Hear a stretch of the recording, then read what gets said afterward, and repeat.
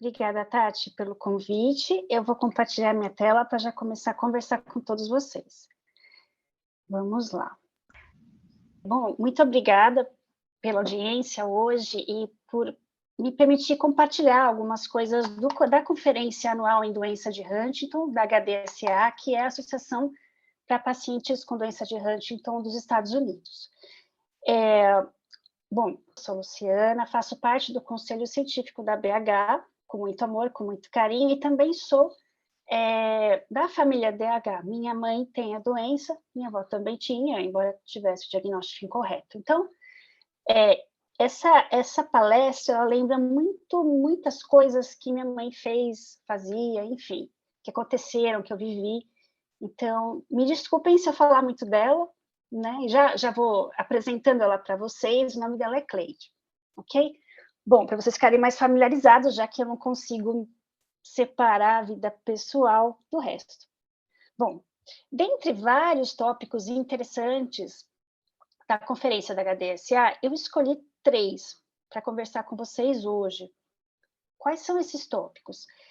Inicialmente, eu vou conversar um pouquinho sobre estratégias para quem está perdendo a memória, que está tendo algum problema de memória inicial da doença, que faz parte do curso inicial da doença, ou para algum familiar ou cuidador ajudar essa pessoa, sugerir algumas coisas.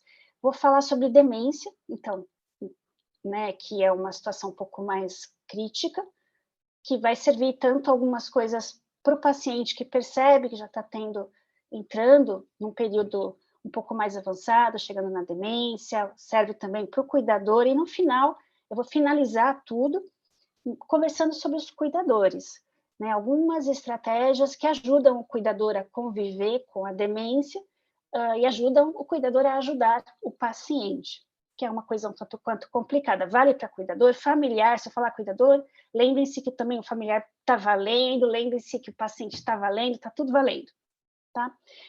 Então, vamos começar falando um pouquinho de memória. Essa coletânea de informações que eu puxei da HDSA, eu achei muito bacana, inclusive para quem não tem DH, para aplicar em outras situações, né? Achei extremamente interessante, então vale aí para qualquer um. Bom, mas vamos falar de memória, daquela redução da capacidade de memorização que acomete os pacientes, especialmente no começo, nas partes mais precoces da doença. Então, vamos lá. A redução da capacidade de memorização faz parte de um quadro muito mais amplo da doença, um quadro de início precoce, que começa muito antes dos distúrbios motores, que é o declínio cognitivo. E o que é o declínio cognitivo? Bom, a cognição ela está ligada à capacidade de assimilação, né, de informações da memória propriamente dita, também a capacidade de tomar decisões, né, capacidade de aprendizado, correto? Então, eventualmente vocês podem, cuidadores ou o próprio paciente, ter alguma experiência com dificuldade para aprender coisas simples, tá? Isso faz parte do declínio cognitivo. E também ele está relacionado ao controle do comportamento do indivíduo, do paciente. Então, com o declínio cognitivo, o paciente tem uma alteração nesse controle, digamos assim, o controle social dos comportamentos, entre aspas, né? Com o declínio cognitivo, o paciente perde esse controle, isso explicando de maneira simplificada, tá bom? Ele perde esse controle e algumas situações que não são socialmente aceitas acabam ocorrendo, né? Então, o paciente explode de uma maneira inadequada, mediante uma situação um pouco mais estressante, ou uma reunião de família, ou etc. Isso tudo faz parte do declínio cognitivo, que inicia-se antes dos transtornos motores. Eu sempre digo que a DH é um combo, tanto de doença, tanto do declínio cognitivo, a parte que envolve os danos cerebrais ligados à memória, psiquiátricos, enfim. Ela é um combo entre a parte cognitiva, perdão, e a parte motora. Elas estão sempre andando juntas, e como todos vocês já sabem, experienciaram, etc., o declínio cognitivo é um sinal um pouco mais precoce da doença. Continuando. Bom, na HDSA, eu tive a oportunidade de fazer tantas perguntas para os pesquisadores, eu acho que eu mandei tanta pergunta lá, tanta pergunta, que eles devem falar, ai meu Deus, quem é essa chata que não para de perguntar? E até decoraram meu nome, isso foi bem divertido. Eu tive uma oportunidade de enviar uma pergunta para eles, que foi assim, se nós não apresentamos sintomas da doença, se nós já temos sintomas e gostaríamos de atrasar o curso da doença, já que não temos nenhum tratamento aí firmado mesmo, né? O que nós podemos fazer para atrasar o curso, para atrasar o início da doença? O que a gente pode fazer para tornar a evolução da história natural da doença um pouco mais lenta? A resposta que eu obtive foi a seguinte, isso foi do professor Ed Wild, que é um dos pesquisadores mais reconhecidos no mundo em DH e também é da família DH. Ele tem, eu não sei se ele mesmo tem o gene, não lembro se é ele que tem ou ele que não quis fazer o teste. Então, assim, resposta dele. Bom, não tem nada que você possa fazer que seja específico para DH, né? Não tem nada que eu possa te recomendar que não recomendaria para uma outra pessoa que queira ter uma vida saudável, né? O que eu diria? Faça exercícios, viva uma vida sem estresse, alimente-se bem, alimentos saudáveis e, para ajudar na perda da memória, utilize agendas, organizadores e calendários. Então, vamos falar um pouquinho dessas estratégias, iniciando aqui pelas agendas, os organizadores e os calendários. É uma coisa simples, muito simples, mas tem algumas nuances que também uma outra palestra foi passada, descrita, que se aplicam de um jeito bem interessante para DH e outros problemas, inclusive, da vida corrida que a gente leva. Enfim, eu acho que vale muito a pena estar olhando isso um pouquinho diferente. Então, inicialmente, eu queria falar sobre os calendários. Na maior parte do tempo, o que ocorre, isso vale para qualquer um, tá? Qualquer pessoa que não tenha DH, família, enfim, N pessoas, vale para todo mundo, mas para o paciente que tem DH é um pouquinho mais crítico. A maior parte dos esquecimentos, de forma geral, está intimamente relacionado especificamente com o fato da pessoa não saber que dia é hoje. Que dia é hoje? Do mês, da semana, né? Então perde aquele aniversário, aquele compromisso que tinha no médico, aquele tipo de, né, qualquer coisa, não pagou o boleto, etc. É muito importante para qualquer indivíduo que esteja com declínio na sua capacidade de memória, que esteja caminhando para a demência, por N motivos diferentes, que ele saiba que dia que ele está vivendo no presente. Então, uma estratégia bem interessante para todos nós é a seguinte: mantenha à vista um calendário e todos os dias marque o dia presente. Que dia é hoje? Hoje é dia 5, hoje é uma quarta-feira. Hoje é dia 5, gente? Olha eu, sem usar o calendário, hoje é dia 6. Hoje é dia 6, hoje é uma quarta-feira e nós estamos em julho. Então, assim, o paciente criando esse hábito, o paciente, o cuidador, nós, além de conhecermos o dia presente, evitamos de esquecer compromissos diversos e ainda trabalhamos nosso cérebro, tá? Melhoramos a nossa capacidade de localização temporal, tá? Então, um paciente com DH ou qualquer outra pessoa experienciando algum tipo de demência precisa saber que dia é hoje. Uma estratégia interessante é colocar um calendário num local que você veja. Então, eu vou citar a minha mãe, que vocês já conhecem, porque eu já apresentei. Quando minha mãe, conhecendo o ritmo da doença, quando ela presenciou, ela percebeu que a memória estava muito afetada e que ela estava indo para a demência, o que ela fez? Comprou calendários diversos, fez um planner, etc. E um desses calendários, que era assim pequenininho, ela colocou no espelho do banheiro. Então, todo dia, a primeira coisa que ela fazia era ir ao banheiro para lavar o rosto, se maquiar, que ela era vaidosa, e olhava o calendário, marcava o diazinho lá com um círculozinho, tá? E sabia que dia ela estava vivendo naquele momento. E uma outra coisa que ela pediu para mim, no momento em que eu não conseguir fazer isso, venha e me diga que dia é hoje. Tá? Então, bem interessante ter um calendário, um local visível que vai te incomodar a vista, não pode ser que nem eu deixo aqui em casa, atrás da geladeira, esqueço dele. Não. Um local visível, programe-se para fazer um X, para marcar o que vocês acharem interessante. Agendas. Agendas, elas são extremamente úteis para nós controlarmos os nossos compromissos e afazeres, etc. Então, assim, uma situação que traz alguma angústia para o paciente com DH é perder compromissos. Então, a pessoa fica, né? Puxa, perdi, que pena, é da doença, ai meu Deus, a doença. Então, assim, faça com que o doente, ou se você é o doente, use uma agenda. Você vai ter um controle maior da sua vida, e tudo para o paciente é uma questão de controle, você vai ter um controle maior da sua vida e vai evitar como dizia minha mãe, evitar de demonstrar fraquezas.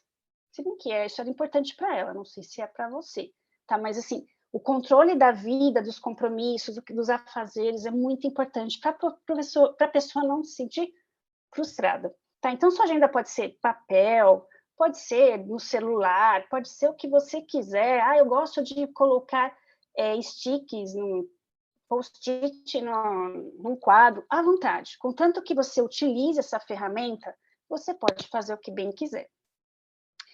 Bom, uma outra coisa muito interessante é a utilização de organizadores. E tanto podem ser organizadores, né, físicos, então vejam aqui, eu não sei se vocês veem minha flechinha aqui, mas medicações que nós temos que tomar, diversas, né, o paciente tem uma lista até que razoável. Um organizador físico, tem lá segunda, terça, quarta, quinta, coloca toda a medicação, só vai lá no dia e toma, se elas tiverem o mesmo horário, é claro. Pode até usar 2, se tiver horários diferentes. Isso é importante tanto para o paciente quanto para o cuidador.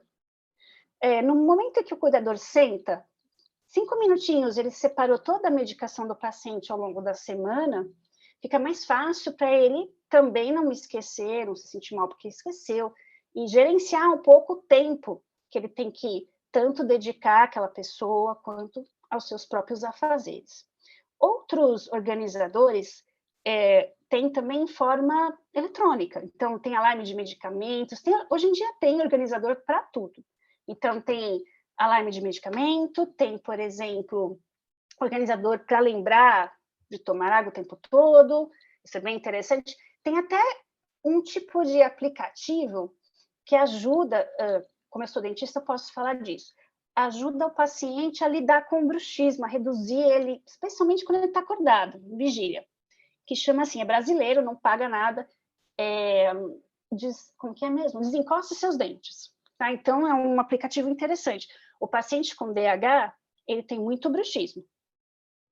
Por conta aí da rigidez muscular, dos movimentos involuntários. Então, eventualmente, eu prescrevo esse aplicativo, porque toda hora ele apita lá, desencosta seus dentes. Então, a pessoa desencosta. E, enfim, hoje em dia tem aplicativo para tudo. Mas eu já não consigo apertar as letrinhas do aplicativo por conta da Coreia. Então, fica com ele de papel mesmo, não tem problema. O importante é você se achar. Tá? Então, aqui um exemplo. Pode ser um planner. Minha mãe fazia um planner assim bem grande, com todas as tarefas dela, né? Escovar o dente, tomar um remédio, almoçar, escovar o dente de novo, porque a filha é dentista, então tem que escovar o dente, porque senão a filha fica brava. E tinha até um horáriozinho assim, que ela separava para fazer coisas que lhe davam prazer. Então, às vezes ela lia, às vezes PTV, descia para dar uma voltinha aqui no condomínio. Então, um organizador de papel funciona bem nas fases um pouquinho mais avançadas, inclusive. Ela conseguia chegar lá, fazer um xizinho do jeito dela, e ela sabia que tinha completado aquela tarefa. Um dos pedidos dela, para mim, quando ela percebeu que estava evoluindo para demência, foi que eu sempre mantivesse o organizadorzinho dela à vista, né? E que eu seguisse ele conforme estava estabelecido, conforme os exemplos anteriores. E eu fiz isso até quando foi possível.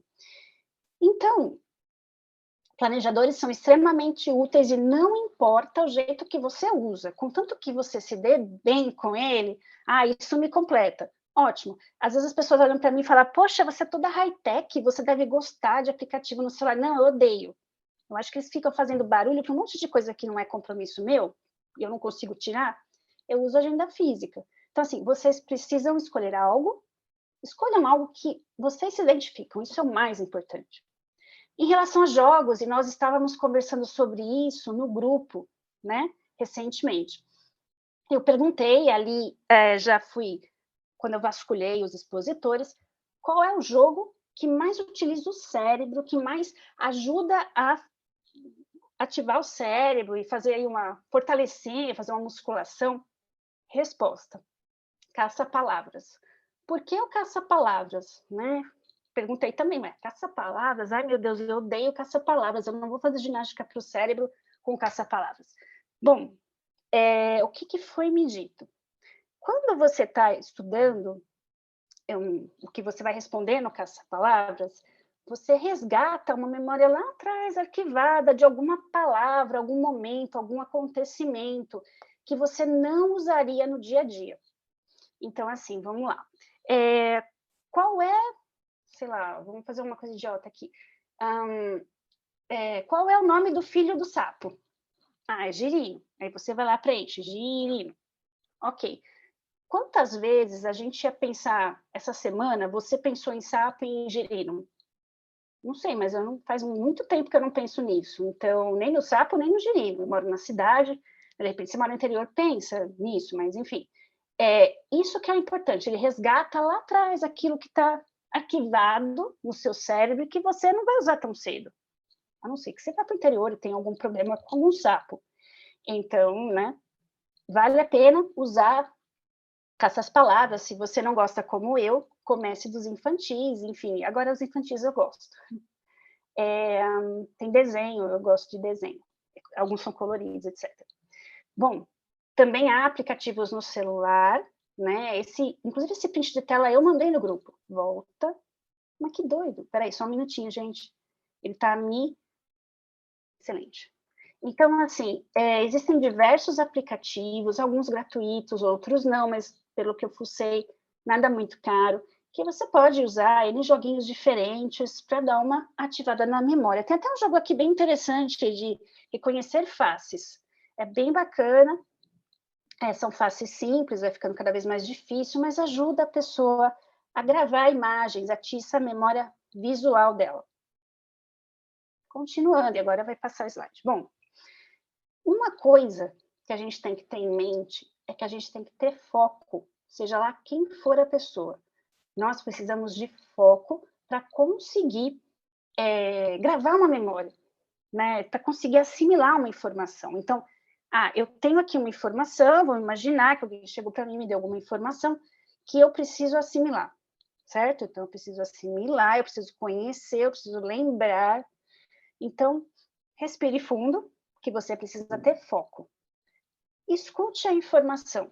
Escute. A pessoa falou alguma coisa para você, ou se é uma lista que te deram, leia em voz alta. Me deram uma lista de ingredientes para um bolo. Então, vamos lá. Farinha. Fale alto. Você vai atiçar a sua memória auditiva.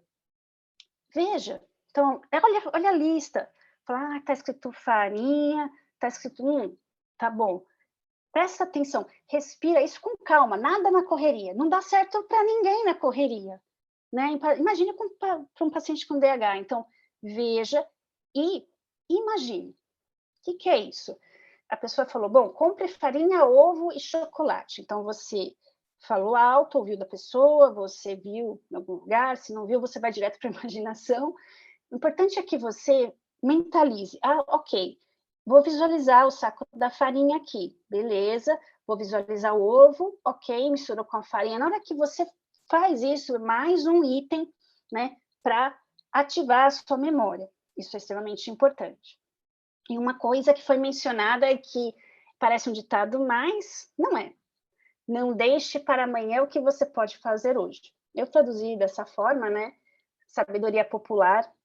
Então, isso é bem verdade. Então, eu experienciei um declínio da minha memória, ótimo. Vou começar a ter uma agenda, vou começar, mas toda vez que eu precisar fazer algo, eu não vou deixar para depois, vou fazer na hora. Eu já tenho esse esquecido, assim, né? Acho que isso faz parte de todos nós. Então, exemplo, eu chego no meu consultório, eu tenho que chamar a paciente, tá, não sei o quê, não sei o quê, não sei o quê. Ok, primeira coisa que eu vou fazer, antes de eu falar boa tarde ou bom dia, é chegar para a pessoa que é responsável, para minha secretária, e falar, olha, eu quero que você fale com este paciente, eu quero que você compre este material, isso, isso, isso. Eu faço isso quando chego em casa, eu chego na porta, eu piso, para não esquecer, eu já falo todos os assuntos que eu tenho para falar com as minhas filhas. Então, não deixe para depois, você vai esquecer. Isso vale para a gente, né? Eu também já aplico isso. Então, bom, os exercícios, né? Então, exercícios ajudam demais na produção de serotonina. Então, a DH, ela tem alguma série de desbalanços aí, de alterações em neurotransmissores e afins, né? Reduz dopamina, reduz serotonina. E para quem não sabe, a serotonina é o hormônio da felicidade, né? Então, você fazendo um exercício físico, não precisa ser sofisticado, que nem esse da foto, não. Uma coisa simples, uma caminhada, né? Tente fazer uma caminhada deixando a cabeça, né, livre. Uma caminhada, um exercício em casa. Ah, mas eu não consigo levantar. Não faz mal, dá para fazer exercício sentada, né? Dá para fazer N exercícios diferentes. Então, faça um exercício, mas faça por prazer. E isso vai ajudar tanto na parte motora, quanto liberar serotonina para ajudar na sua memória. Dieta. Na conferência falaram muito de uma dieta específica, dieta mediterrânea, eu fui fuçar lá para ver o que era. Nada mais do que uma dieta que eles comem, isso é do povo que mora perto do mar Mediterrâneo, e eles vivem muito, né, tem poucas doenças, e eles comem muitos legumes, frutas, verduras. Eu dei uma olhada por cima, eles tomam vinhozinho também, comem um pouquinho de derivados do leite, etc. E é só uma dieta saudável. Então, tente fazer isso para você também. Provavelmente a doutora Mariana vai falar um pouquinho mais sobre isso, com mais propriedade do que eu. Hidratação. O paciente com DH não pode esquecer de beber água. Então, beba água. Às vezes a paciente, ele fala assim, não, eu não vou beber água, porque eu vou ter que pedir para o meu cuidador me levar no banheiro, eu já pedi hoje. Não, mas beba água. Tenha estratégias para isso. Acontecia muito com a minha mãe, se eu beber água agora, eu vou ter que chamar seu pai para me levar, porque eu não consigo mais andar, então eu não quero mais beber. Né? Claro, ela falava isso de um jeito mais devagar, mas assim, estratégias dela, e que eu vi falar também na conferência. Você não quer ficar levantando o tempo todo? Não consegue? Tem vergonha de chamar um cuidador, sei lá? Toma água antes de ir para o banheiro, né? Assim, no momento que você vai tomar banho, antes de dormir. Então, ela deixava lá uma garrafinha igual essa aqui, ó, na televisão, onde ela via, fácil, e ia bebendo, ia contando. Acho que ela deixava 2 garrafinhas. Ia contando ao longo do dia, né? Vamos escovar o dente, mãe? Vamos. Aí ela tomava água. Isso passou a ser uma coisa rotineira para ela. E mesmo quando teve um declínio mais acentuado da memória, ela continuou praticando. Então, não se esqueçam de tomar água. Falando agora de demência, que é o nosso... Bom, a demência tem uma série de sintomas, né? Então, começa a trocar as coisas de lugar, alterações na memória, enfim. Quem já presenciou um paciente com demência sabe como é, né? E eu sei que vocês aqui têm muitos familiares, etc. Então, essa aqui é um flowchart da própria Associação Portuguesa de Alzheimer. A demência, né, essas alterações de memória, elas valem, que caminham para a demência, valem tanto para Alzheimer quanto outras alterações, e está bem presente na doença de Huntington. Estratégias para lidar com a demência. Né? Você é um cuidador, você é um familiar de alguém que tem demência, então algumas estratégias que eu achei extremamente interessantes. Solicite a ele, ao paciente, ou você que é paciente, realize 1 ou 2 tarefas por vez. Tá? Então, assim, não fala assim, quero que você faça pão. Não. Você começa, amasse a massa que está pronta. Agora você deixa a pessoa amassar, beleza, terminou? Agora faça bolinhas, mostra a massa, mostra, olha, eu quero que você amasse esta massa, que você faça a bolinha assim, mostra, deixa uma lá para ela ver, deixa 1 ou 2 tarefas, a pessoa vai conseguir participar dos procedimentos da casa e vai conseguir também executá-las e não vai se sentir frustrada, né? Isso é bom tanto para você quanto para o paciente.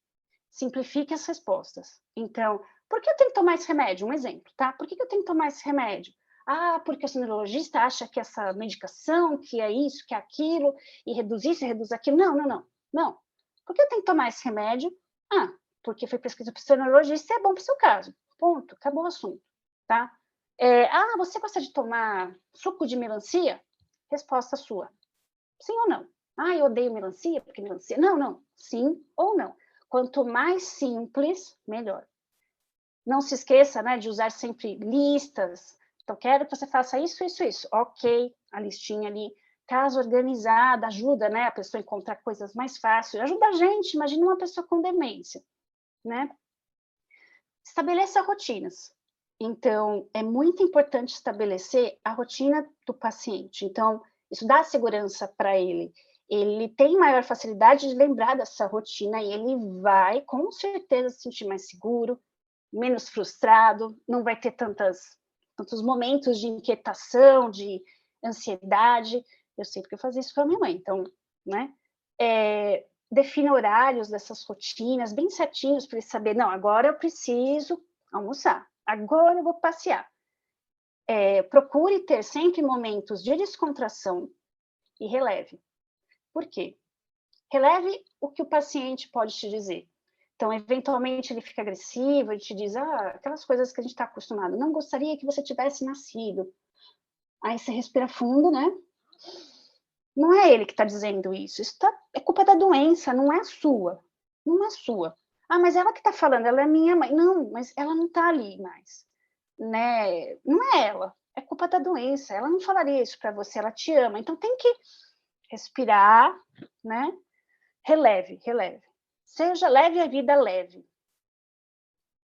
Algumas estratégias aqui para os cuidadores, se bem que eu já estou falando, né? Então, é importante que o cuidador lembre-se que se você, cuidador familiar, que está lidando com paciente com DH, é muito importante que você mantenha-se saudável, tá? Priorize-se. Muitas vezes o cuidador vive a vida do paciente, mas ele precisa estar bem para poder dar o melhor de si para o paciente. Isso é extremamente importante. Então, anota, priorize-se você tem que estar bem. Você não é perfeito, você não é perfeito. Você não fez faculdade de cuidador de DH, você não fez.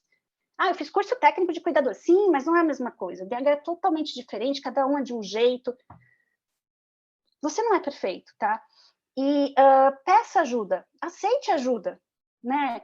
Às vezes a pessoa vem falar, exemplo meu, de novo, pai, quer que eu fique um pouquinho com a mãe para você dar uma volta? Não, porque você não vai cuidar tão bem quanto eu. Não é assim, né? Dá um tempo para você, você merece. É um trabalho pesado. Tira tempo para você e sempre participe de grupos de ajuda. Ao conversar com pessoas que passam pelo mesmo que você consegue dividir aquele, né, um pouquinho disso com a outra pessoa. A ABH tem diversos grupos de ajuda, a Tati que coordena lá a parte de psicologia. Outras coisas que você tem que ter em mente, focaliza. A doença é progressiva, não importa o quanto você se doe, ela vai evoluir.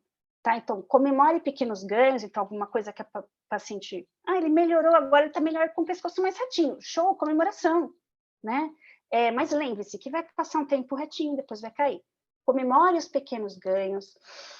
Você pode não perceber pequenas alterações, porque você está convivendo com a pessoa, então, a doente, né, no caso, aceite que outros digam para você. Mas ele está diferente agora. O pescoço caiu, está falando menos. Então, aceite ouvir para resgatar essas informações e levar para o médico. Às vezes a pessoa fala, soa muito assim como, é uma crítica para mim, está falando que eu não cuido direito. Não, respira.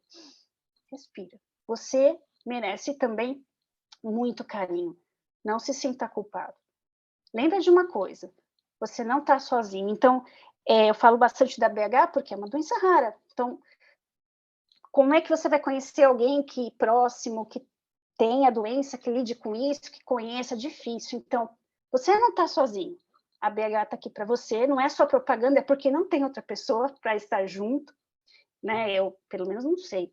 Não conheço. Então, a BH está aqui para você, temos grupos de ajuda, tem o WhatsApp também, que você pode conversar com outras pessoas, eu vejo essa interação e gosto muito dela.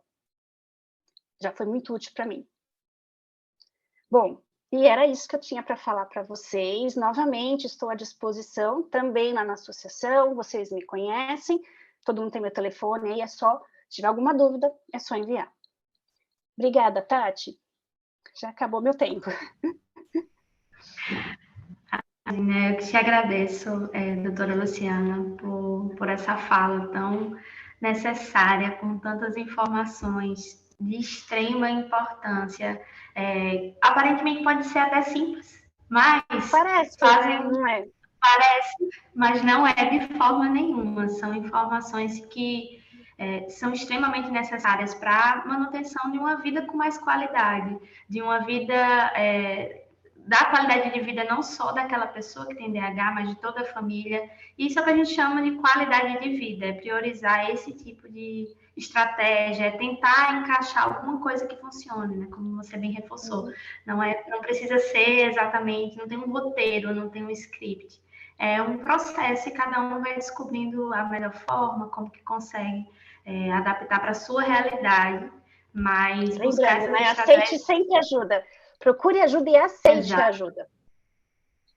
Exatamente. Essa é a importância de pedir ajuda, de não encarar isso sozinho, procurar a BH ou o serviço médico, enfim, os profissionais de saúde. Por mais que seja difícil enfrentar toda essa situação, buscar esses reforços sempre podem nos ajudar a enfrentar e manter a saúde mental em dia também, né? Porque no meio disso tudo é uma das coisas que mais é afetada, enfim. Eu queria dar alguns avisos antes de a gente introduzir a doutora Mariana Spitz para fazer a fala dela. A gente abriu aqui uma enquete para conhecer a nossa audiência, para conhecer as pessoas que estão aqui participando, e aí eu queria pedir que quem puder, já fiquei que já está no ar, quem puder já vai preenchendo para a gente conhecer o nosso público, conhecer quem está aqui com a gente hoje. E mais uma vez já agradeço a participação de todos. Bom, agora eu vou chamar para estar com a gente aqui e fazer uma fala sobre um olhar importante para os profissionais de saúde no cuidado do paciente, a doutora Mariana Spitz, que é professora adjunta da Universidade Estadual do Rio de Janeiro e médica neurologista do Hospital Federal de Servidores do Estado do Rio de Janeiro. Então, doutora Mariana, seja muito bem-vinda, obrigada por estar aqui conosco, e ao final da sua fala a gente vai dar abertura para o bloco das perguntas, tá certo? Então, muito obrigada, fique à vontade. Boa noite, eu que agradeço pelo convite, pela oportunidade de participar aqui desse evento, parabenizar já inicialmente a Luciana pela aula excelente, acho que com muitas dicas práticas, né, e um depoimento de alguém que viveu essa situação. Eu vou compartilhar minha tela com vocês.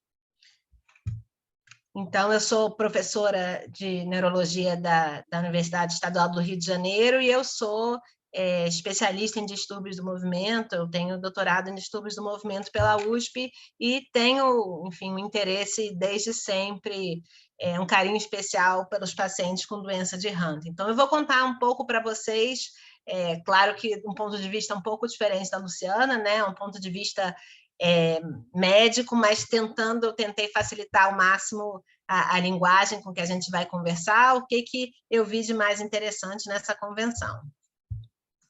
Então, a primeira aula que eu assisti se chamava A Ciência da Doença de Huntington, e quem falou, o apresentador, não era médico e deixou bem claro, então, que não eram orientações médicas que ele estava falando.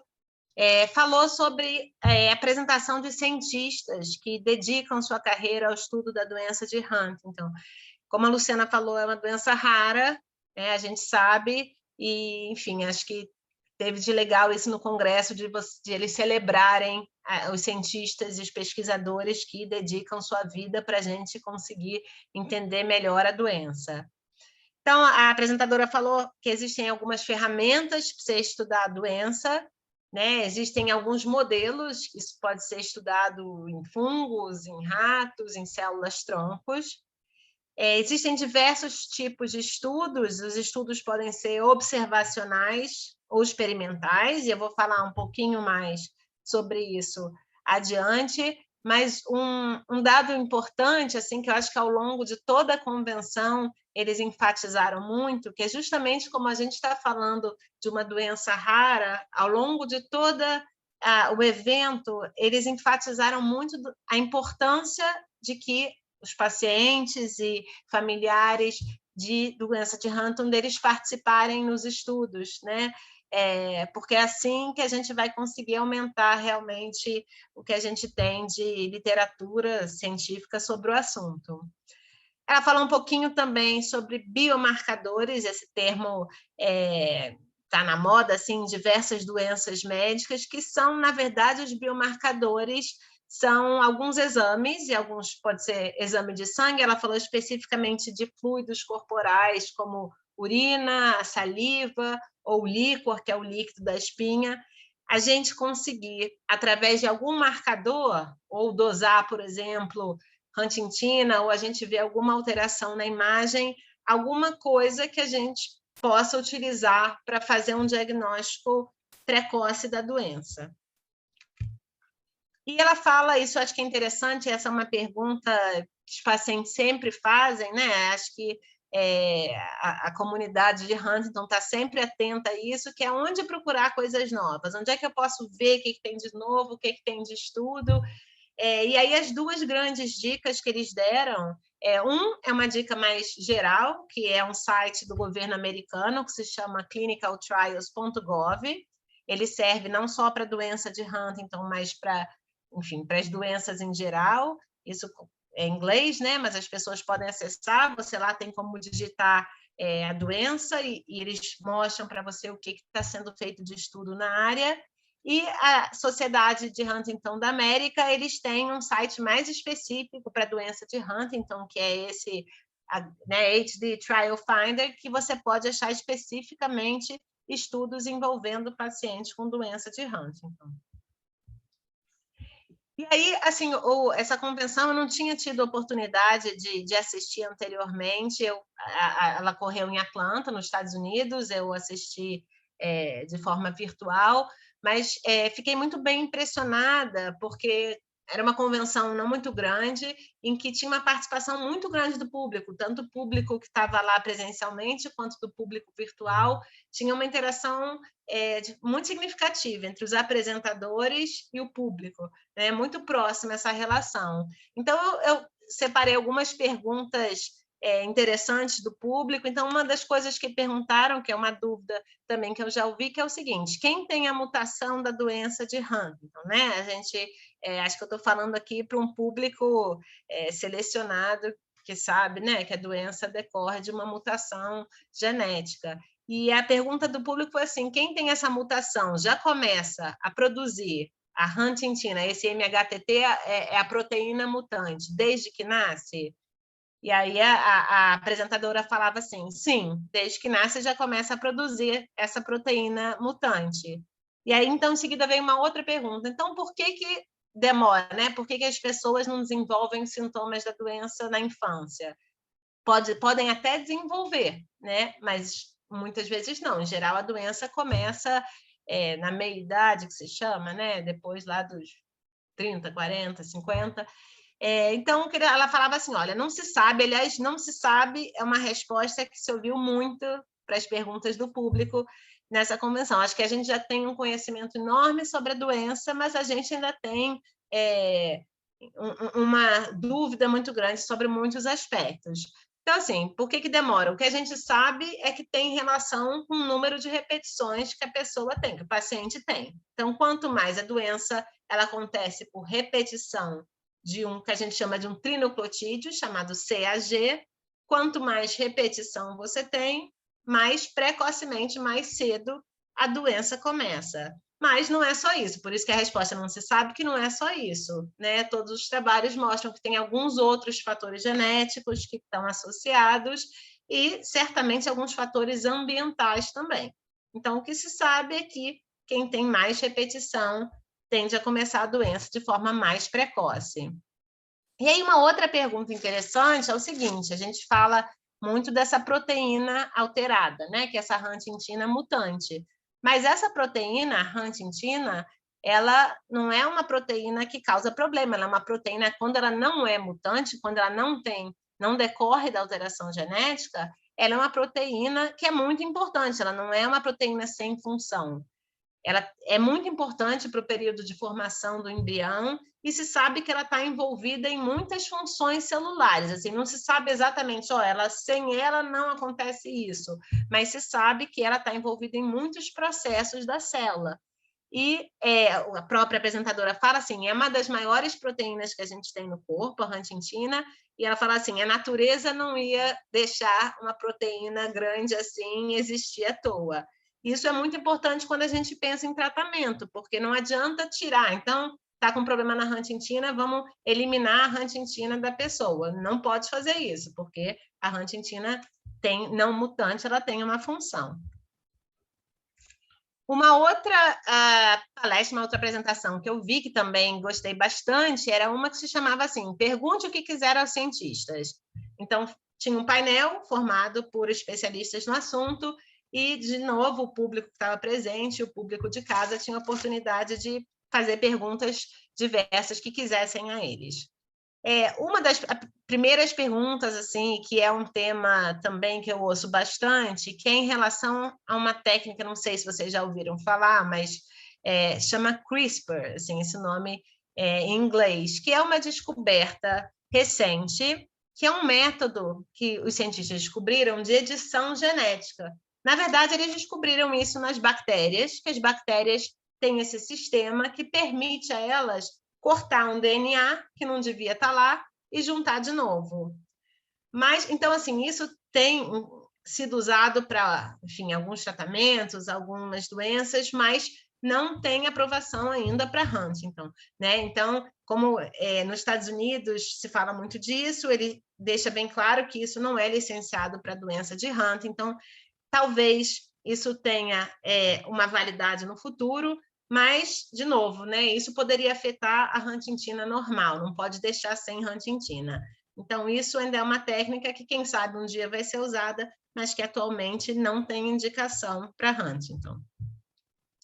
Uma outra pergunta que fizeram é sobre efeitos do ambiente no desenvolvimento da doença de Huntington, né? A Luciana até citou várias estratégias que a gente pode fazer, comportamentais e ambientais, para tentar otimizar o manejo dos pacientes, né? E eles falam o seguinte, então, assim, certo, tem diferenças genéticas que vão afetar a data, né? Em que momento a doença vai começar. Mas aí perguntaram assim, mas e dieta? E se eu beber ou não beber? E se eu fumar ou não fumar? Faz diferença?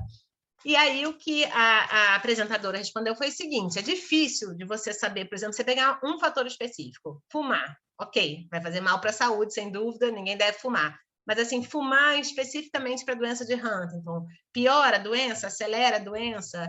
E ela fala assim, é difícil você saber, que se você for testar uma variável dessas, você tem que esperar muitos anos, assim, né? Você teria que pegar os pacientes que fumam ou não fumam, acompanhar eles por muitos anos para saber se isso teria algum efeito ou não na evolução da doença. E, por outro lado, quando a gente pensa o que a gente chama de estudos retrospectivos é assim, a gente pega um grupo de pacientes agora e tenta avaliar fatores deles assim de antigamente. Então, por exemplo, vamos pegar aqui 10 pacientes com doença de Huntington, vamos ver se eles fumavam ou não há 10 anos atrás, para a gente ver se isso pode ter um efeito. Só que esses estudos são mais complicados, principalmente pelos que eles chamam de recall bias, que é assim, se eu te perguntar agora, e você em 1984, você fumava? É difícil das pessoas lembrarem esses dados com precisão, né? Então, também não é uma boa alternativa.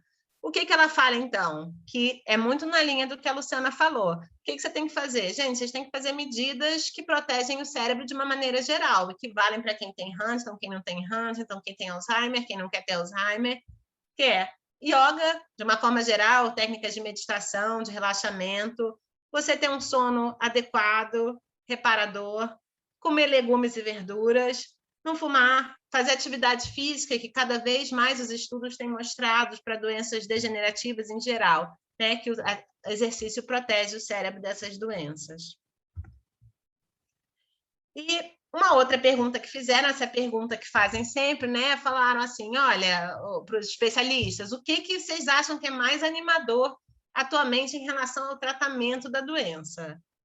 Então, assim, o que eles responderam, né? Assim, a gente responderam nesse contexto que a gente tem agora, que é, não temos hoje nenhuma droga que seja modificadora de doença, isto é, que você possa dar para um paciente hoje que vai impedir, né? A Luciana falou que a doença, inexoravelmente, ela progride, independente dos esforços. Então, hoje a gente não tem algo que a gente possa fazer de intervenção para que a doença não progrida ou para que a doença vá mais devagar. Mas o que tem? Tem muitas coisas sendo estudadas, né? Eles falam, enfim, de pequenas moléculas, já se entende muito a dinâmica, como é que funciona, a alteração genética, a proteína, e como é que essa huntingtina mutante ela é metabolizada, tem um equipamento lá celular para conseguir também engolir essa proteína mutante e dar um destino adequado para ela. E eles falam isso, então tem várias drogas sendo testadas, né? Esses oligonucleotídeos antisense, que são, enfim, técnicas também de você intervir no DNA que está com alteração, mas o apresentador fala o seguinte, né? Porque tem em algum momento alguém do público se manifestou em termos de frustração com o que se tem de tratamento atualmente. Ele fala assim, olha, eu encaro o Huntington como se fosse o HIV, né? Passou muito tempo em que não tinha nada para se fazer, até que no momento apareceu alguma coisa. Apareceu alguma coisa para deixar a doença controlada, é isso que ele fala. Se a gente conseguir, pode não ser a cura, mas se a gente conseguir alguma coisa, algum remédio que prolongue a sobrevida, já está valendo, porque a gente vai prolongando a sobrevida, depois arruma outra coisa que prolonga a sobrevida, até a gente conseguir uma solução mais definitiva. Uma outra pergunta que fizeram, que eu achei interessante também, a gente está falando de uma doença rara, né? Eu acho que isso é uma questão importante, essa questão do investimento em pesquisa, né? Ele fala assim, quem que incentiva e quem que financia essas pesquisas com doença de Huntington? Né? Quem que interessa? E aí ele fala que essa sociedade americana e várias ONGs, e aí uma outra médica que estava no painel também da apresentação, ela fala o seguinte, a doença ela tem a seguinte vantagem, a doença de Huntington, ela é uma doença monogenética, de um gene, e ela é um bom modelo para você quando você está estudando as doenças genéticas em geral, porque você sabe exatamente o que está acontecendo na doença. Então, isso é uma vantagem de que quando está se tentando estudar mecanismos para as doenças genéticas em geral, como você pode intervir, como você pode melhorar, opa, por que a gente não vai pegar os pacientes com doença de Huntington que a gente entende tão bem? E aí isso pode ser uma vantagem para o Huntington. Numa outra apresentação, foi conversado sobre nutrição, a Luciana já falou um pouquinho, e a gente sabe que muitos pacientes com doença de Huntington, por motivos diversos, acabam perdendo muito peso ao longo da evolução da doença. Um motivo que a gente vê mais claramente é a Coreia, os pacientes estão num estado catabólico, gastam muita energia, né? Não é só isso, mas é uma questão que a gente observa e que preocupa os cuidadores, preocupa os familiares. Então, eles falam assim, que as estratégias de nutrição é para tentar minimizar a perda de peso, mas não só isso, também proporcionar prazer com a comida, mesmo que a pessoa, né, dependendo da consistência que a pessoa tiver apta a comer, e fazer uma dieta equilibrada, é a tal da dieta mediterrânea, que nada mais a Luciana tem razão do que uma dieta saudável, com legumes, verduras e frutas, e tentar evitar estimulantes como cafeína e álcool. Perguntaram, e é uma dúvida de sempre também, se tem algum suplemento que mostre benefício. E ela até cita alguns, assim, não tem um suplemento benefício, algum suplemento específico que num estudo científico controlado tenha mostrado benefício, né? Ela fala assim, que algumas estratégias importantes são o seguinte, primeiro, comer uma dieta saudável, né? Legumes e verduras, tentar evitar distrações, como, por exemplo, não comer vendo TV, comer lentamente. Acho que isso são estratégias que valem para todo mundo, não só para quem tem Huntington. E especificamente para essa população dos pacientes com doença de Huntington, ela fala que alguns equipamentos, algumas ferramentas que você pode fazer para tentar melhorar esse momento da alimentação e tentar ao máximo com que a pessoa possa comer sozinha. Então, por exemplo, usar um prato fundo para a comida não ficar caindo do prato, evitar prato de vidro, né? Usar um prato de plástico, tentar utensílios maiores, um pegador grande, uma colher que tem um cabo mais grosso. Ela mostra lá o modelo de um prato térmico, né, que consegue manter a comida quente por mais tempo, para o paciente não ter que se preocupar de... Né, ele come geralmente mais devagar, está com a coreia, está tentando fazer esse ajuste, que ele possa ter a comida quente por mais tempo. Uma outra sugestão que ela dá é que você use, assim, para um volume menor, comida que seja ao mesmo tempo ricas em nutrientes e ricas em calorias. Porque, de repente, a pessoa não vai conseguir comer muita coisa, mas num volume menor consegue comer coisas bem nutritivas e calóricas, né? Para evitar a perda de peso. Então, ela dá o exemplo de nuts é tipo castanha, nozes, macadâmia, né? Abacate, frutas com açúcar, vegetais em que você pode botar bastante azeite e, por exemplo, se fizer um ravioli, ela fala, bota bastante molho também para tentar aumentar a quantidade da ingesta calórica naquela refeição. E se chegar a um ponto, numa fase avançada da doença, em que o paciente não está conseguindo mais deglutir ou não está conseguindo ingerir a quantidade necessária de nutrientes que ele precisa através da alimentação oral, você chega no ponto de discutir a alimentação por uma via alternativa, como é a gastrostomia. Uma outra palestra que eu assisti, que eu queria muito assistir, que era com a Sara Tabrizi. A Sara Tabrizi é uma pesquisadora do Reino Unido, que publica bastante em doença de Huntington. Ela tem uma carreira dedicada ao estudo da doença. E a Sara, ela falou sobre um sistema de estadiamento da doença, uma abordagem um pouco diferente, mas igualmente importante, porque ela fala o seguinte, ela fala, quando a gente fala em pesquisa clínica, e aí a gente, basicamente, com isso quer dizer pesquisa em humanos, a gente pega indivíduos, geralmente, com e sem uma determinada condição, e você, do ponto de vista médico, é importante que você consiga fazer uma divisão em grupos, porque assim, é difícil, por exemplo, você pegar um remédio e comparar alguém que não tenha sintoma, tem muito pouco sintoma, e alguém com doença avançada, não necessariamente esse remédio vai ser bom para os dois grupos. Então, é importante a gente saber que tipo de população, que subgrupo que a gente está testando, né? Então, assim, então, tentar dividir por uma fase de doença em que você consiga pessoas que tenham problemas comuns e que possam se beneficiar de uma solução comum. O FDA, que é a agência reguladora americana, ela exige isso para os trabalhos, que você tenha estágios bem definidos e que você cubra todas as fases da doença. Isso é muito bem exemplificado no caso do câncer, em que a gente tem lá uma classificação de acordo com se está mais localizado, se já está espalhado. Então, assim, na doença de Huntington, ela fala, você não tem uma definição assim de uma doença prodrômica, já vou falar aqui que é isso, e uma doença já manifesta, que é tudo muito subjetivo, o que acaba atrapalhando os estudos.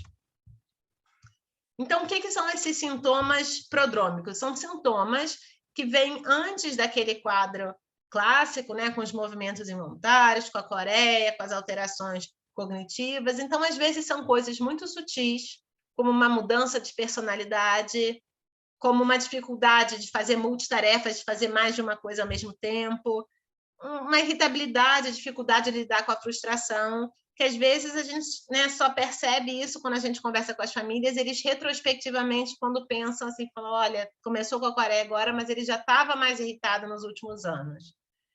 Então, assim, em algum momento vai ser importante a gente ter essa identificação dessa fase mais precoce para a gente poder ter uma intervenção mais precoce, dar um remédio mais no começo da doença para impedir que a doença progrida, coisa que a gente ainda não tem hoje. Então, essa escala dela, esse sistema de estadiamento, divide a doença em 4 estágios, de 0 a 3, e cobre toda a extensão da doença. Por que é importante isso? Primeiro, para facilitar a comunicação com os reguladores. O que são os reguladores? Os órgãos governamentais que vão autorizar ou não que um remédio seja aprovado. E também para você permitir estudos nessas diversas fases da doença, em que seus objetivos vão ser diferentes. Então, esse sistema de estadiamento que a Sara Tabrizi fala, ele foi desenvolvido para ser uma ferramenta universal para pesquisa clínica. Ele define, como é a definição usual, a doença de Huntington como número de repetições maior ou igual a 40, mas esse sistema deles, eles não incluem pacientes que tenham entre 36 e 39 repetições. A gente sabe que entre 36 e 39, a penetrância é incompleta, isto é, não necessariamente a pessoa vai desenvolver a doença, o que não é verdade para quem tem 40 ou mais repetições em que a pessoa necessariamente vai desenvolver a doença. Então, os grupos são os seguintes: 0, a pessoa tem a mutação genética e não tem mais nada. Faz uma ressonância normal, não tem algum outro marcador de doença. No estágio 1, você tem alteração de imagem, por exemplo, que é o que eles mais usam, mas não tem sintoma. No estágio 2, você começa a ter sinais e sintomas da doença, e o estágio 3 é quando você já tem um avanço mais da doença, em que o paciente perde função, ele perde independência, ele passa a depender de terceiros para fazer as atividades dele do dia a dia. Então, o caminho de cada pessoa é diferente, mas isso a gente já falou, né, que a doença é progressiva. Então, o que eles fizeram foi uma revisão grande de literatura, de todas as avaliações potenciais da doença que eles viram, e escolheram os que tinham 100 pacientes, pelo menos, e que eram estudos longitudinais, quer dizer, iam estudando os pacientes ao longo do tempo. Em relação a biomarcador, o que eles usaram como marcador de doença? Esse paciente já tem uma alteração da doença. Eles usaram a ressonância de crânio, com essa alteração, que é uma redução do caudado e do putamen, que são estruturas que estão comprometidas na doença. E ela fala também sobre um outro marcador que tem sido muito investigado agora para doenças degenerativas inflamatórias até, que são esses neurofilamentos de cadeia leve, que podem estar aumentados quando você tem doença dos neurônios, mas que isso hoje em dia não é utilizado ainda porque você não tem estudo suficiente. Então, esse sistema de estadiamento dela é mais ou menos esse: 0 sem doença, 1 biomarcador sem alteração clínica, 2 sinais e sintomas clínicos e 3 uma fase já com uma perda de função. E aí ela termina falando assim, então, qual o impacto? Mas por que eu quero saber isso? Qual que é o impacto disso para o paciente com doença de Huntington? Então, para poder participar em pesquisas clínicas, que o objetivo é que as pesquisas sejam divididas de acordo com o grupo. Ela fala assim, se você quiser participar, se você quiser, você pode perguntar para o seu médico, eles falam em qual estágio você está. Mas ela mesma fala assim, que eles fizeram uma classificação simples o suficiente para você mesmo, sozinho, já ser bem capaz de deduzir em que estágio você está. Atualmente, todos os estudos em andamento, eles focam nesses estágios 2 e no estágio 3 dessa escala. Os sintomas da doença são consequências de mudanças da estrutura cerebral que decorrem, então, de uma alteração nessa função das células. Numa outra palestra, uma pesquisadora de Huntington conversa um pouco sobre pesquisa observacional, porque a gente sempre tem muito interesse nos estudos experimentais. Estudos experimentais é quando a gente tem algum tipo de intervenção. Então, por exemplo, vai testar um remédio. Mas ela justamente faz uma defesa dos estudos observacionais, que são muito importantes também para a gente conseguir dados sobre a doença, até para guiar depois estudos experimentais. Então, no estudo observacional, os pacientes eles são observados ou algumas medidas avaliadas. Então, vou pegar 2 grupos de pacientes, um comeu arroz e feijão, um não comeu arroz e feijão, vou avaliar daqui a 6 meses e ver se mudou alguma coisa. Mas, na verdade, sim, quer dizer, isso não tem um tipo de intervenção, né? Você não vai dar arroz e feijão para ninguém, senão já é um estudo experimental. Você só vai observar alguma variável.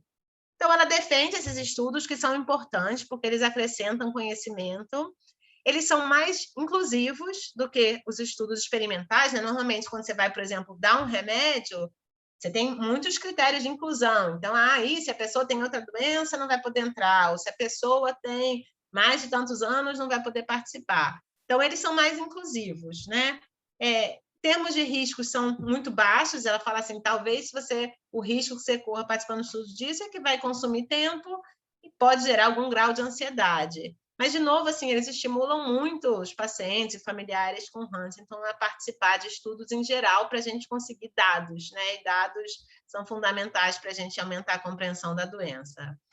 Então, ela explica que, quando se tem um estudo, as partes são protegidas por um termo de consentimento, ninguém é obrigado a continuar, se a qualquer momento quiser sair, por qualquer razão, pode sair do estudo.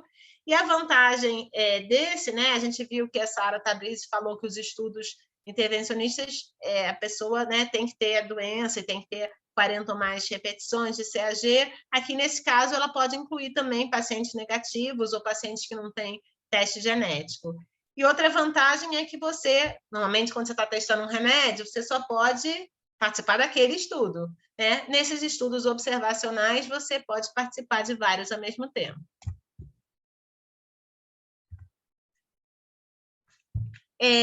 Então, ele dá alguns exemplos, né, sobre esses estudos. Então, um deles, o mais importante, se chama Enroll-HD, e ela diz assim, que é um estudo fundamental da comunidade com doença de Huntington. Então, estudo que teve maior impacto na geração de conhecimento, maior número de publicações.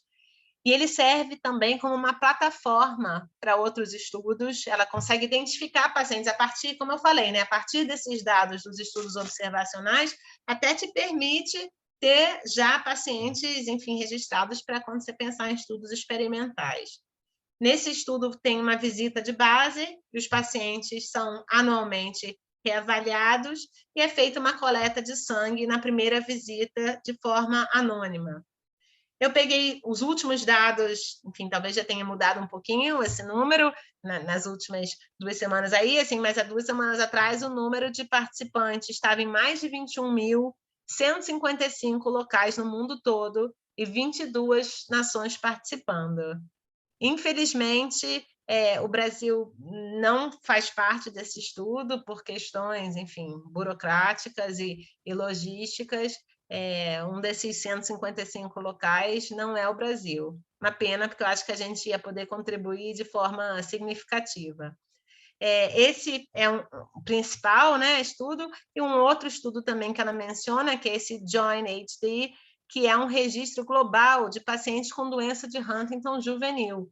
Doença de Huntington juvenil é quando começa de forma bem precoce, né, com 20 anos ou menos. E é mais importante ainda, não minimizando, o estudo Enroll é fundamental, mas, assim, quando a gente fala de doença de Huntington juvenil, digamos, em torno de 10% de todos os pacientes com Huntington, tem menos gente ainda. Então, é importante também que a gente tenha dados sobre esse grupo específico.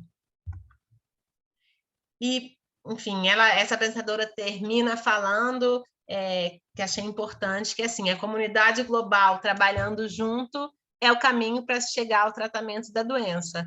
Então, assim, sem os pacientes, sem os familiares, sem os cuidadores, não se vai a lugar nenhum. Então, é fundamental que a gente entre junto nessa luta para a gente conseguir chegar a um tratamento para a doença e otimizar os tratamentos que a gente tem hoje em dia. Obrigada, doutora Mariana, por sua apresentação também tão carregada de informações muito necessárias e valiosas para a nossa audiência aqui, para todo mundo que está envolvido com a DH.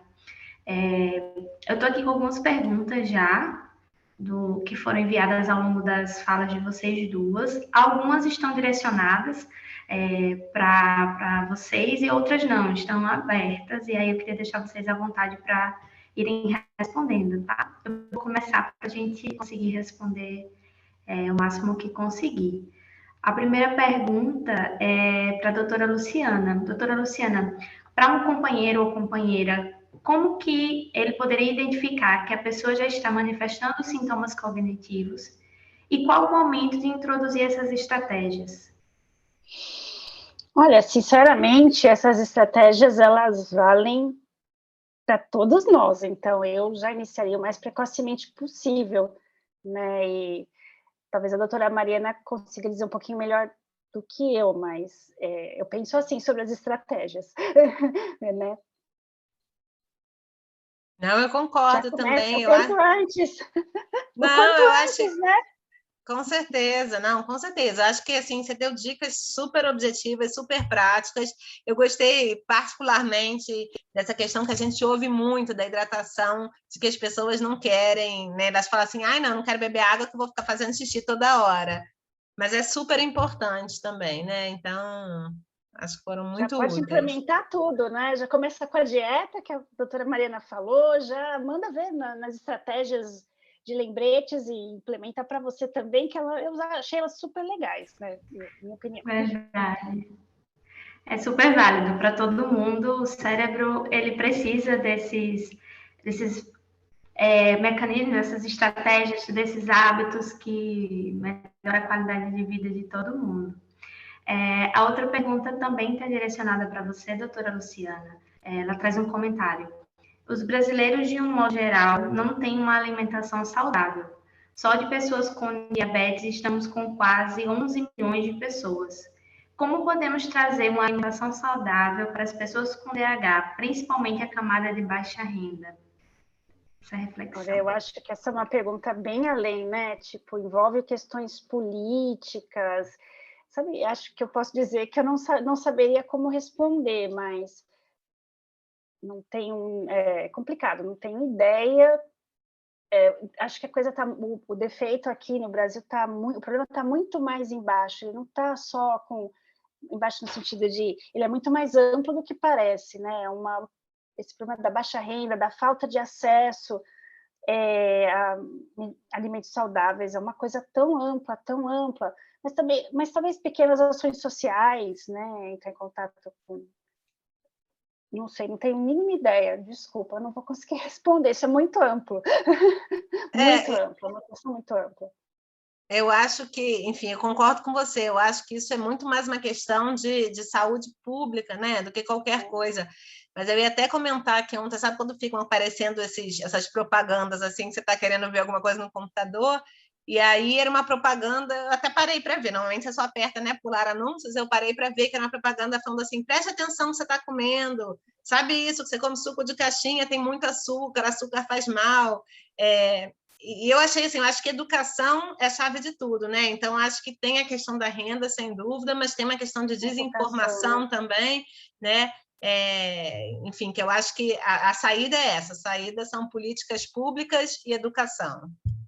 Acho que se a gente, como associação, não pode ajudar essas pessoas, ou se, enfim, não tem nenhuma política pública para ajudar a comer melhor, como a doutora falou, doutora Mariana, trabalhar com educação é uma boa saída, né? Provavelmente, né? Tem muitos diabéticos, ok, também tem, mas comer melhor, talvez as decisões, se a gente tivesse uma noção melhor das nossas decisões, na hora de escolher a comida, provavelmente a gente teria, com certeza, uma alimentação mais saudável aí para todo mundo. Exato. Realmente é algo bem amplo, mas assim, se a gente parar para pensar no básico que funciona, né? No básico, no que está acessível, no que está dentro das possibilidades de cada um, já é um caminho, né? A gente tem um país muito diverso, com variedade de alimentos e de possibilidades. Então, acho que, enfim, mas essa é uma discussão bem ampla. A próxima pergunta é: qual o conselho que você considera mais valioso para outros familiares e cuidadores? Essa é para quem? Para todo mundo? Foi aberta, foi para todo mundo. Eu diria o seguinte: vida saudável, tentar, né, tentar ter um pouco mais de qualidade. É que a gente fica naquela loucura, né? Vai trabalhar porque tem que sustentar a casa. É complicado. Eu acho que conseguir lidar com a vida de um jeito com menos estresse, parece meio utopia isso que eu estou falando, mas conseguir pequenas ações, se você não tem como, né? Parar um tempinho para meditar, para ouvir uma música que você gosta, não precisa ser nada sofisticado, né? ter um tempinho seu, procurar escolhas melhores na alimentação, fazer um exercício, não precisa pagar uma academia, nem um instrutor, nem nada. Eu preciso andar todo dia meia horinha. Dá uma andadinha, meia horinha, bonitinha. Eu acho que ajuda demais e qualquer pessoa. Estratégias para memória, começar desde cedo e vale para qualquer um. Enfim, complementando, acho que você está certíssima. Eu ontem mesmo estava atendendo, enfim, uma paciente e a cuidadora, né, que é a cônjuge, e ela estava contando como é que está a rotina dela, que está 24 horas, quase 24 horas, porque também a paciente estava dormindo bem, mas em função disso, eu falei, mas o que você está fazendo para você? Qual é o seu tempo que você tem para você, para respirar? Ela falou, não, eu não faço nada, não faço absolutamente nada. Eu acho que é fundamental a preservação da saúde mental do cuidador ou do familiar, né? Porque é isso, ele tem que estar preservado para conseguir dar assistência para uma outra pessoa. Né? Então é isso, não precisa ser alguma grande coisa, eu concordo totalmente com você, não precisa ser uma coisa mirabolante, vou fazer academia 5 vezes por semana. É isso, vai, sei lá, para um pouquinho, meia hora, vai ouvir música, vai fazendo os joguinhos lá que você sugeriu no celular, né? Mas enfim, acho que é muito importante isso, cuidar da saúde mental do cuidador. Eu acho que eu vejo muito isso, e também tive a experiência com meu pai, que foi o cuidador principal da minha mãe. Eu vejo o cuidador vivendo a vida do doente, eu vejo isso, ele não tira um pouco do tempo para ele, e ele tem que estar bem para poder estar ali para o paciente, né? Então, acho que o cuidador saber se perdoar, eu não sou perfeito. Quem estava achei aquilo o máximo. Eu não sou perfeito. Sabe que eu nunca tinha me ligado disso? Sim, nunca falei isso para o meu pai. Eu não sou perfeito, eu não sou culpado.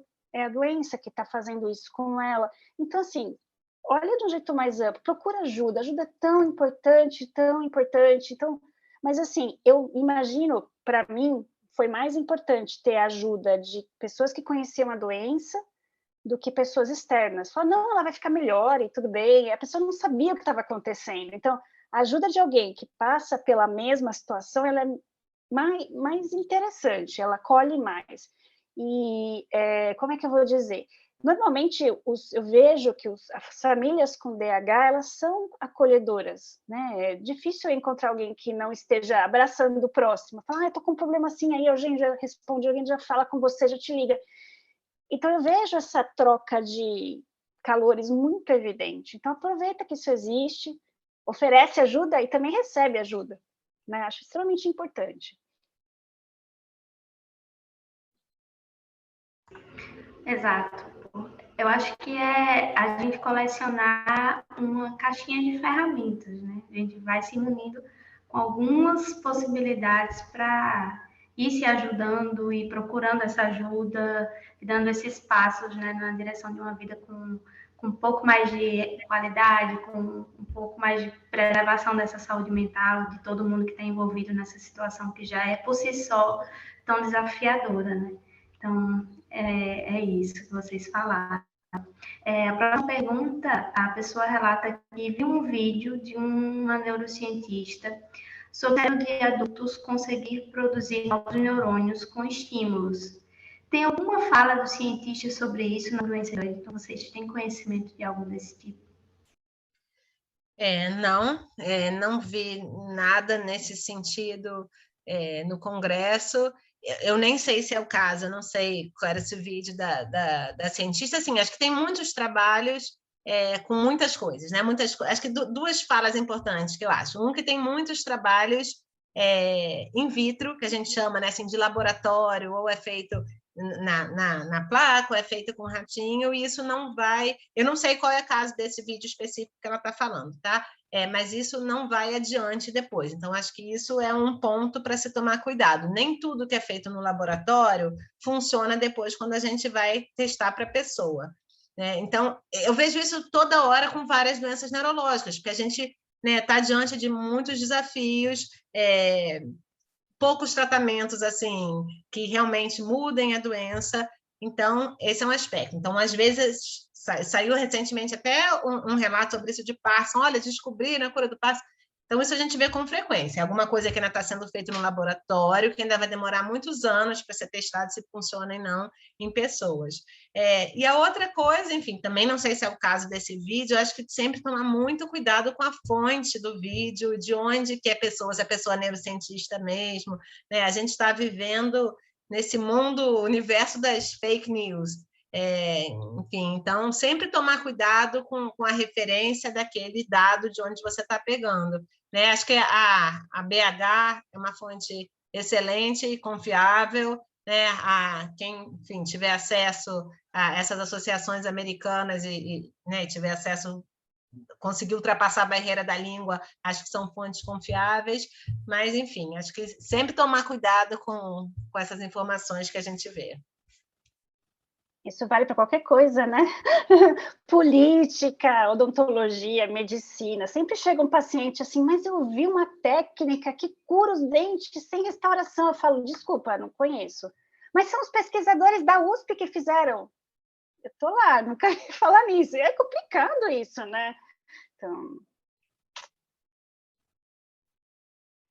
Exatamente. Acho que isso em todas as áreas, né? A gente tem que ter esse cuidado. Por isso que uma das nossas funções aqui na BH é sempre checar muito bem as fontes, repassar as informações da forma possível. A gente está se fortalecendo nisso aí, principalmente com a ajuda agora da doutora Luciana Munhoz, que tem feito ultrapassar essas barreiras da língua, traduzido as coisas e traz para a gente aqui no Brasil o máximo de informação que a gente consegue reunir.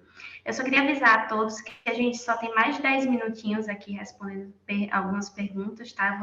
Só vou conseguir selecionar algumas a partir de agora, não vai dar para seguir todas. Eu queria perguntar agora sobre células-tronco. Poderiam ajudar na ADH? Vocês têm informação sobre isso?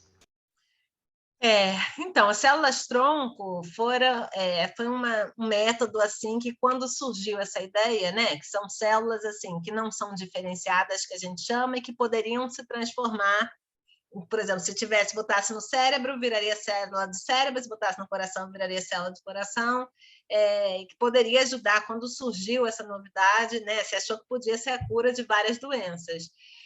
Tem muito assim, pesquisa também com células-tronco para doenças neurodegenerativas. Acho que hoje tem bem menos do que já teve, porque o que acontece enfim, é uma dificuldade de se controlar o que essas células-tronco nem sempre se transformam no que a gente quer, né? Então, assim, por exemplo, teve alguns trabalhos em neurologia em que colocaram células-tronco para pacientes com lesão medular, né, que tinham tido uma lesão de medula, tinham ficado tetraplégicos ou paraplégicos e tentaram colocar células-troncos. E aí essas células-troncos viraram células tumorais, elas cresceram, mas acabaram se transformando em tumores, e o estudo foi interrompido. Então, eu acho que em Huntington, eu não sei se tem algum estudo atualmente ainda sendo feito particularmente com células-tronco, mas acho que ainda é um método em busca de uma doença. Assim, acho que ainda... Falando assim, na teoria é muito promissor, mas na prática a gente não observou o resultado que a gente esperava para as diversas doenças. Ok, é isso. Mais algumas perguntinhas aqui. Vocês poderiam dar dicas para ajudar a prevenir os engasgos constantes, principalmente com a água, que é mais complicado, mesmo com o canudinho? Tem espessante, não é? A doutora deve saber falar um pouquinho melhor. Olha só, gente, assim, o tratamento de Huntington, ele é idealmente, parece clichê, mas é pura verdade, que é um tratamento multidisciplinar. Então, assim, tem o médico, tem o fisioterapeuta, tem o terapeuta ocupacional, tem a fonoaudióloga, né? Tem a psicóloga, tem a psiquiatra, tem geneticista. Isso não é clichê, isso é verdade. Assim, a gente tem, eu que trabalho no serviço público também, assim, a gente tem uma dificuldade de conseguir, pelo menos aqui no Rio, a gente tem de conseguir esse apoio multidisciplinar na rede pública, mas ele é o ideal e a gente vê que ele faz toda a diferença quando a gente consegue dispor dele. Então, assim, fonoaudióloga para quem está com engasgo é fundamental. Então, eu não vou nem ousar entrar aqui muito numa área que não é minha, mas, assim, uma coisa realmente mais básica, os pacientes têm mais dificuldade com líquidos, com água. Então, nesses casos, você colocar o espessante pode ajudar, mas o ideal é que seja avaliado por uma fonoaudióloga que vai poder dar todas as orientações adequadas e fazer uma análise mais completa, caso a caso. Perfeito. Mais uma pergunta sobre se é normal o paciente com DH fazer muito xixi, urinar bastante e ter também prisão de ventre. Olha, nada é normal, fazer muito xixi nem estar com prisão de ventre, mas assim, pode aparecer, enfim, por muitas razões também no contexto da doença de Huntington. Inclusive, assim, a tendência, à medida em relação à constipação, por exemplo, à medida que o paciente vai ficando menos móvel, né, assim, fases mais avançadas da doença, ele está se mexendo muito, ele está na cadeira de rodas, ou ele está acamado, a tendência é que piore isso. Além de muitos remédios também que a gente trata, às vezes acabam interferindo, né? Às vezes alguns antidepressivos, enfim, outras medicações que a gente usa também podem interferir nisso. Aí tem que também, mais uma vez, assim, avaliar cada caso, o que está acontecendo, e esses sintomas que vão surgindo sendo tratados de acordo com o que está ocasionando o surgimento deles. Ok. Mais duas perguntas e a gente já vai encerrando.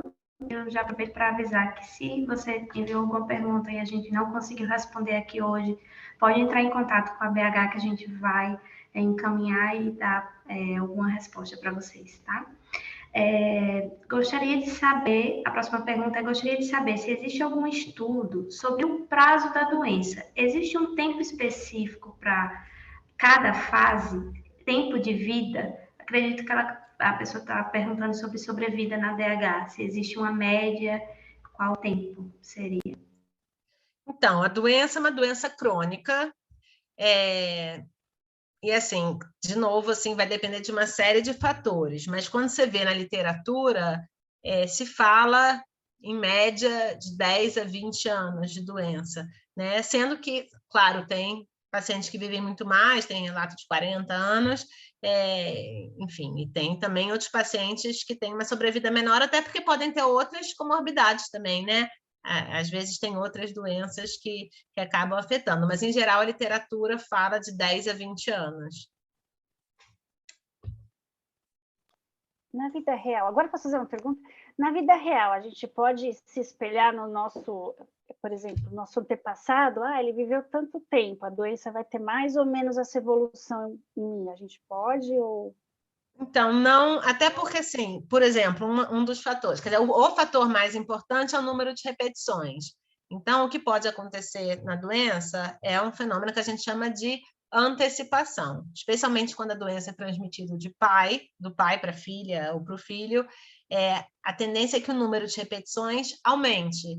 Então, seu pai começou a doença com 50, pode ser que o filho comece a doença com 30. E aí ele começou antes porque ele tem mais repetição e ele vai ter uma forma mais grave. Então, o pai, de repente, com menos repetição, vai viver 20 anos, e o filho que tem mais repetição e começou mais cedo vai viver 10 ou vai viver 15. Então, acho que não tem alguma coisa assim fechada com que a gente possa falar, né? Acho que o número de repetições ainda é algum parâmetro mais objetivo de avaliação. Mas tem muitos outros fatores envolvidos também. Obrigada, sim. Desculpa, eu furei a fila sem querer. Imagina! Acho que foi muito interessante essa pergunta. Eu acho que casa com aquilo que vocês também trouxeram sobre as outras variáveis que acontecem na vida de quem tem DH, né? A doença está acontecendo ali, toda a alimentação, a saúde, a atividade física, o manejo de estresse, todas essas coisas podem... Não necessariamente não tem esses estudos sobre a interferência no curso da doença em si, mas na vida saudável mesmo, no organismo, enfim, como que essa pessoa vai vivendo. Eu vou encerrar com essa última pergunta aqui, que está direcionada para as duas palestrantes. Sobre o enrolo, como podemos trazer para o Brasil? Vocês poderiam falar algo sobre isso? Eu posso, porque eu fui... que impediu, né? Você trabalhou no Enroll? Que legal, conta aí pra gente. Não, eu não trabalhei, mas eu fui buscar, enfim, quando eu vi isso, eu falei, porque quando eu vi no site, o Brasil, meio que estava lá, estava escrito Brasil, mas aí depois eu não consegui achar nada, eu falei, fui falar com a minha guru, que estava aqui, não sei se está ainda, minha ídola maior, que é a doutora Mônica Haddad, que é lá da USP de São Paulo, e é assim, total, super especialista em Hunter. Aí eu fui falar com ela, falei, Mônica, não estou achando o Brasil aqui na lista do UNRWA, o que aconteceu?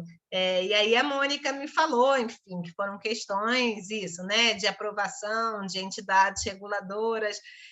O Brasil, gente, não é um país simpático a estudos científicos. Eu que faço, enfim, pesquisa em outras áreas também, a gente sempre enfrenta muitas dificuldades burocráticas, muito. Volta e meia, a gente deixa de poder participar de estudos de tantos entraves que as agências reguladoras colocam para a gente. Então, enfim, eu até falei, Mônica, vamos tentar, eu falei, te ajudo, fico aí à disposição. Enfim, acho que não foi nada que... Certamente os esforços dela foram, enfim, infinitos, mas quem sabe, eu acho que é algo para a gente tentar correr atrás, né? Eu acho que a gente tem a BH, que é uma entidade tão representativa, pacientes a gente tem também, né? Pacientes interessados em participar também. Então, acho que seria uma ótima oportunidade para o Brasil ser colocado nesse cenário mundial e também tornar isso uma possibilidade para que o Brasil depois seja usado como cenário de testar novas medicações, né?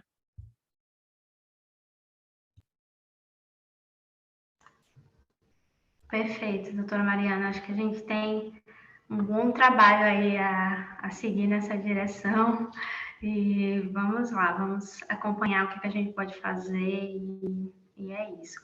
Antes de eu dar alguns avisos para a gente encerrar, chegou aqui no chat um comentário, um complemento do que foi respondido sobre a questão a questão urinária, explicado também pela doutora.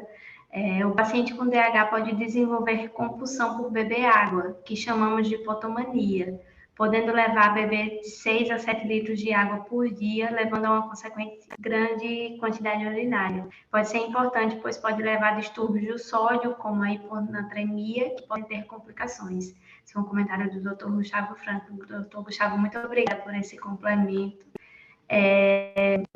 Antes da gente encerrar, eu queria fazer um convite a todos que estão aqui acompanhando, que amanhã a gente vai ter um outro evento muito importante, que é a audiência pública para o debate da criação do Dia Nacional da Doença de Huntington.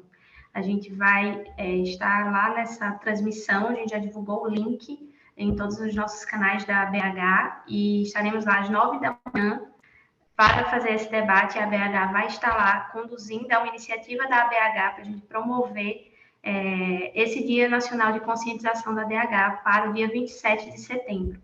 A gente já vem lutando aí há alguns anos para a aprovação desse PL e a gente espera que a partir desse debate, dessa audiência pública, a gente consiga sair de lá com isso encaminhado e a gente finalmente tem um Dia Nacional da DH para conscientizar, né? Não que a gente já não faça isso nesse dia, a gente já vem fazendo há alguns anos, mas oficializado, e isso vai garantir muito mais visibilidade e reconhecimento para as nossas famílias. Além desse convite, eu queria avisar que nós também, se vocês quiserem mais informações sobre esse evento, além do que a gente já colocou aqui, porque as duas palestrantes de forma brilhante já nos trouxeram, a gente também tem um vídeo no nosso canal do YouTube, que a doutora Luciana Munhoz fez um resumo de algumas das principais pesquisas que estão em andamento, que a gente não citou todas elas aqui, porque o evento foi imenso, né? Ou seja, os que participaram de todos os dias, foi um evento muito extenso e a gente conseguiu resumir tanto aqui, de forma mais aprofundada, e nesse vídeo que está lá no nosso canal do YouTube. Então, quem quiser, é só acessar. E eu queria novamente agradecer a todos vocês, agradecer às doutoras, a doutora Luciana, a doutora Mariana, pelas suas falas, pelas suas contribuições, e colocar a BH à disposição de todo mundo aqui que perguntou, que tiver mais dúvidas, entre em contato com a gente está em todas as redes sociais com a BH, @BrasilHuntington. A gente também tem lá nas nossas redes o WhatsApp, tem o e-mail, enfim, todos os nossos canais a gente sempre responde assim que possível. E é isso, queria agradecer a vocês mais uma vez e a todos os presentes, e a gente vai encerrar o nosso evento. Muito obrigada a todo mundo. Obrigada, até amanhã, pessoal. Não deixem de comparecer na audiência pública, estarei lá também.